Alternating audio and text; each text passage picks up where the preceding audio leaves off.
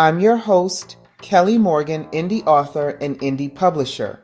Welcome to another episode of The Author's Mic. Welcome to today's episode. Hey everybody, Kelly here, indie author, indie publisher, and this is another episode of The Author's Mic. So today I want to talk about something that I do pretty much all the time, and that is journaling. And I really wanted to talk about journaling as self-care. I think as indie authors, I think of authors of color especially, we really need to practice self-care because it is important that we take care of ourselves. And journaling is just one way to do that, at least in my opinion. You remember, the author's mic is always my opinion, right? And if you agree, great. If not, that's okay too. So journaling to me is not it's not fancy, right? It's just you telling the truth on paper for a few minutes every day.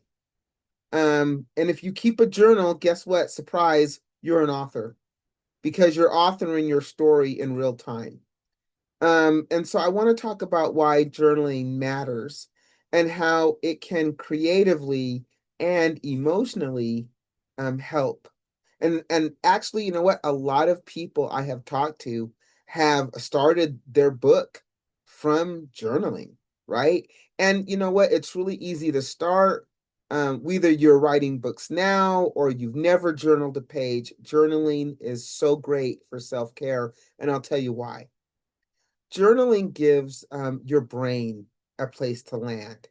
It it is a way to help kind of slow it down. It kind of quiets the noise and it makes room for honest thoughts. I think you see patterns too when you journal. You can kind of see what drains you, you can see what restores you, and you can see, that maybe that one thought that keeps repeating. On the hard days, for me, journaling is like a pressure valve. I can journal every negative thought and emotion and just get it out there, and it's great. And then on the good days, I journal about all the good things that are happening to me. And then on those bad days, I can go back and read what I journaled on the good days, right? And those those journals, that daily journaling is evidence. It's a snapshot of what you've done over time, and you can actually see yourself and how you've grown.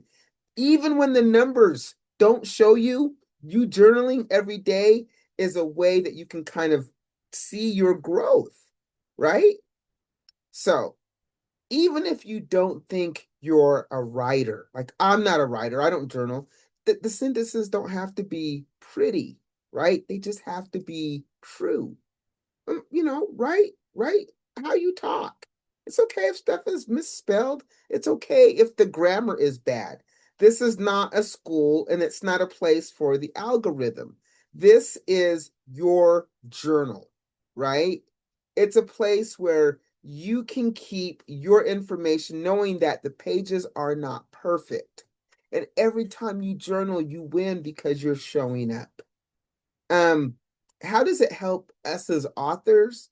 Because it helps us capture ideas before they evaporate into thin air. It's maybe where you can test a line or try out a scene, or you maybe talk back to that inner critic, or maybe you figure out what a character really wants, right? When you journal. It's also a place where you can plan your next move. Maybe that one pitch you're going to send, or that one book call, or that one bookstore that you're going to call, or that one paragraph that you need to fix. If you're blocked, journaling lets you write without the block, because you know why? You're going to write about the block, and then you can write about what you're afraid of, or maybe what you are avoiding. Journaling is a way to open up dialogue and to start talking and really start some real healing. And that's what I mean by self-care. So there are no rules when you journal, y'all. There's no rules. Some days it could be 3 lines. Some days it could be 2 pages. It might be in the morning. It might be at night. It might be in the car. It might be before bed. It might be Just you might carry around a small notebook in your bag and just journal thoughts as they come to you. And if that's what you do, then, date it. Maybe you don't carry paper at all, but guess what? I bet you have a notes app on your phone, and you can definitely use that to journal your thoughts, date it, save it, and close it. And if the day goes by and you don't journal, that's also very telling of how your day is going. And maybe you can reflect the next day on why you didn't feel like journaling. You see, you guys, there's always a way to journal. So if you're thinking, okay, this sounds great, Kelly, but how do I get started? Honestly, give yourself 2 minutes. You can even set it to a timer. 2 minutes and write down these 3 to 4 sentences. Right now, I feel blank. Today, I would feel successful if I blank. One thing I'm grateful for, which is my favorite, I write this one all the time. One thing I'm grateful for is blank. And if that's enough, then great. If not, you find yourself wanting to write more, then write more. But if those three get you started, then hey, you guys, guess what? That's journaling. And you know what? If your brain is tired, and or do one of these. If if I were scared, I would blank. The part of my day that mattered today was blank. What I need but haven't asked for is blank. A small win. I almost skipped celebrating blank. Or one reader I'm writing for today is blank. That could be you.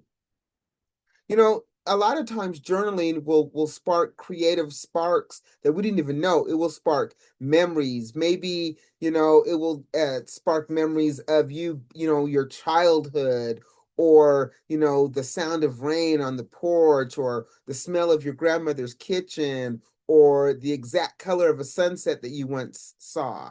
Journaling can really help spark memory. It also helps wake up small details to a bigger story. So if you haven't tried journaling, I'm definitely advocating that you give it a shot. Now, if you're looking at self-care and boundaries, let your journal hold the no. Write the no obligation in your journal, meaning I'm not obligated to write in my journal every day, but then make a commitment to try to write in your journal every day. So, for example, if you have to write down your boundaries, let's just say that you're doing this on this indie author thing and you find yourself up until 10, 11, 12 o'clock at night posting.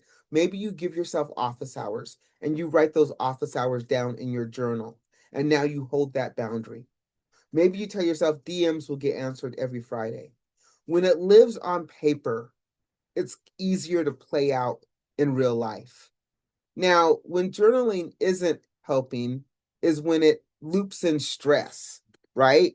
So if you're stressed out about journaling, I said give yourself 2 minutes, or maybe you set a timer for 5 minutes and you only write about the things that supported you that day. It could be water, it could be walk, it could be a text from a friend, it could be a sentence that you liked. Then you can say maybe 10 things that I don't need, taking away my energy this week. And then maybe you write those 10 things.